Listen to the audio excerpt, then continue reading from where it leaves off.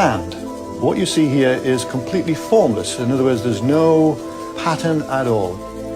Then we take a violin bow and we're going to play the plate with the violin bow. You see a beautiful star appears on the plate. Now, that pattern that forms is basically the sound made visible, and it's kind of magic.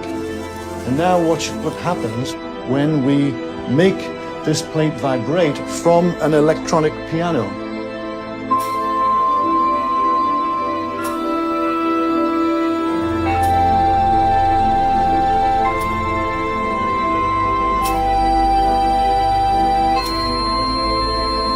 Isn't that neat?